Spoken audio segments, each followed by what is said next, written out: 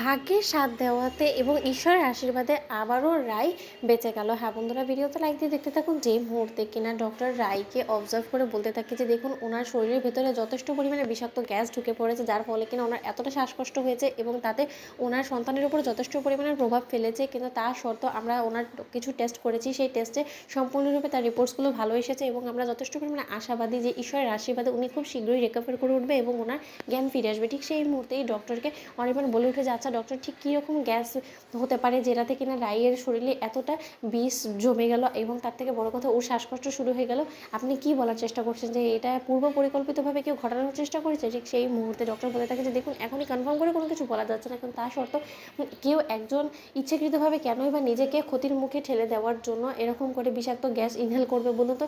নিশ্চয়ই এর পেছনে কেউ না কেউ তো ইচ্ছাকৃতভাবে ওনার যাতে শ্বাসকষ্ট হয় এবং উনি যাতে শ্বাসরোধ হয়ে মারা যায় সেই ব্যবস্থা করার জন্য ইচ্ছাকৃতভাবে সেই গ্যাসটা সেখানে রেখেছিল, কারণ অথবা উনি আমার মতন একজন মানুষ যে কিনা নিজেও খুব ভালো করে জানে যে এই গ্যাসটা ওনার ভেতরে যাওয়া মাত্র ওনার সন্তানের ক্ষতি হতে পারে, তাহলে নিশ্চয়ই উনি নিজে থেকে নিজের সন্তানকে ক্ষতির মুখে ঠেলে দিতে চাইবে না, যেটা ন্যাচারালি হওয়া উচিত। ঠিক সেই মুহূর্তে অনির্বাণের সন্দেহ সোজা সেই কাজের মাসির উপরে গিয়ে পড়ে এবং অনির্বাণ বলতে থাকে যে এবার আর আমার কোনো কিছু বুঝতে বাকি নেই, কারণ আমি বাড়িতে ঢোকা মাত্রই কোথাও যখন সেই কাজের মাসিকে আমি খুঁজে পাইনি এবং বাড়ির সদর দরজা থেকে শুরু করে সব কিছুই যখন খোলা ছিল, তার মানে এটা সুস্পষ্ট যে ওই কাজের মাসি বদ উদ্দেশ্য নিয়ে বাড়িতে ঢুকেছিল। প্রথমে সে আমাদের বিশ্বাস অর্জন করেছে এবং তারপরই রায়ের উপরে ছোড়া ঘোপার চেষ্টা করেছে, রায়কে মেরে ফেলার চেষ্টা করছে। কিন্তু সে শুধুমাত্র রায়কে কেন টার্গেট করলো? তাহলে কি তার সাথে রায়ের পূর্বে কোনো শত্রুতা ছিল, নাকি এই শত্রুটা আমাদের পূর্বের চেনা পরিচিত খুব কাছের? অন্যদিকে এই কথা বলতে না বলতে যখন রায়ের গোটা পরিবার থেকে শুরু করে স্রোত সার্থক অব্দি চলে আসে, ঠিক সেই মুহূর্তে রায়ের দাদাভাই এবং রায়ের বকুনি বলতে থাকে যে অনির্বাণ তুমি চুপ করে আছো কারণ রায়ের এখন কী অবস্থা?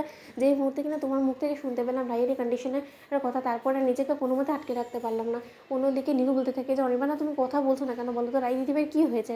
রায় দিদিভাই আদৌ বেঁচে আছে নাকি রায় দিদিভাই মরে গেছে? ঠিক সেই মুহূর্তে রাইয়ের কথা শোনা মাত্র অনির্বাণ নীলুকে বলতে থাকে যে কেন রাই মরতে যাবে বলো তো? রাই সম্পূর্ণরূপে সুস্থ আছে আর ও ঈশ্বরের আশীর্বাদে আরও একবার শত্রুর মুখে ছাই দিয়ে সুস্থ সবলভাবে আমাদের মাঝে ফিরে এসেছে। বৌমনি, ডক্টর আমাকে বলেছে যে রাই সম্পূর্ণরূপে রিকভার করে উঠছে, কিন্তু ওকে একটু আমাদের একটু রেস্টে রাখতে হবে, তার থেকে বড় কথা ওর জ্ঞান ফিরতে একটু সময় লাগবে। অন্যদিকে কথা শোনা মাত্র নীলাঞ্জনা কপালে ভাঁজ পড়েছে এবং নীলাঞ্জনা বলতে থাকে যে ও তার মানে রাই দিদিভাই এবার যাত্রাও বেঁচে গেল।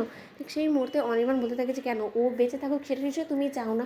আর তার থেকে বড় কথা জানো, যে বা যারা আমার রায়কে মারার জন্য ও বাড়িতে উদ্দেশ্য নিয়ে ঢুকেছিল না, তাদের উদ্দেশ্যের মধ্যে রায় ঝামা ঘষে দিয়েছে, কারণ তাদের উদ্দেশ্য এখনও পর্যন্ত সাকসেসফুল হয়নি। তাহলে আমি খুব বেশি আশাবাদী যে সেই শত্রু যেই হোক না কেন তাকে আমরা খুব শীঘ্রই হাতে নাতে ধরে ফেলতে পারবো। অন্যদিকে নীরু বলতে থাকে যে সেটা কী করে সম্ভব হবে বলে তো অনিক দাদা ভাই?